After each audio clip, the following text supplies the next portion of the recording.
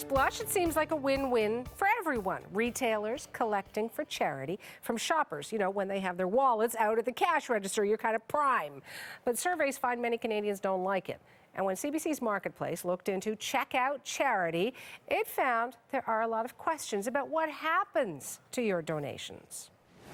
I want to know how the money is being allocated. I want to know how much of my $2 is going to administration, how much of my $2 is going to overhead, how much is actually going to the person or persons or organization. And they don't tell you that at the checkout counter. There's no accountability. Those are just some of the questions raised by one Canadian shopper and blogger. I think they're valid questions. By the way, you can catch the full story tonight on Marketplace when the team takes a closer look into donations at the checkout.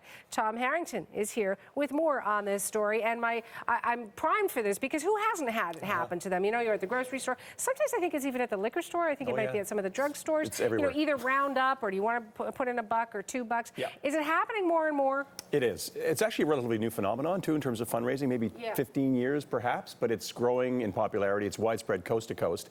You know, we as Canadians give about $10 billion a year to charity every year, so that's pretty generous. Yeah, we are a generous We nation. are. We can't get precise numbers on how much of that is raised at the checkout, but based on some of the things we found out from companies and from foundations, we figure it's hundreds of millions of dollars of that $10 billion comes from the checkout. 30 major retail chains at least do this sort of thing. Everybody from Walmart, Indigo, Canadian Tire, Winners. Some of the campaigns go all year round. Some are for a few months, some are for a few weeks. And depending on the time of year and where you're shopping, there's a good chance that in the run of a day, you'll be hit on for a donation 3 or 4 times. Yes. You know, and people get kind of, Is that what people are feeling? I mean, I'd like to know what the general sort of consensus out there is. You know, I think basically people have a not charitable attitude towards this tactic because we obtained a survey from a Toronto marketing firm, an Ipsos Reid survey of Canadians' attitudes on this.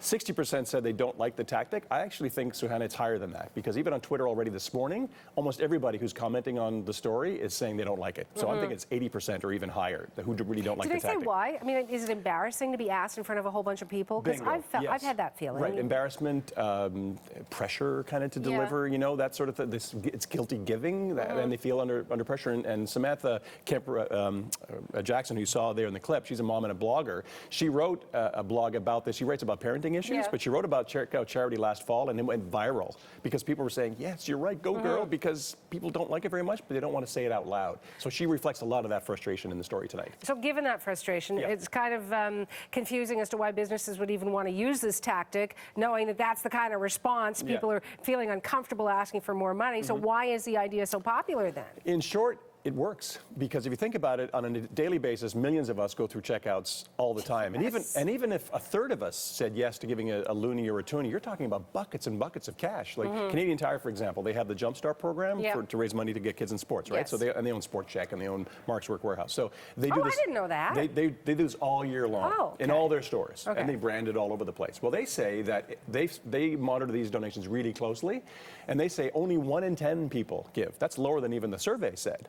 Despite that, they still raised $5 million last year doing it, with 1 in 10 contributing. So just imagine how much money is flowing through there. And then charities such as Sick Kids Hospital here in Toronto, one of the biggest charities in the country, very reputable.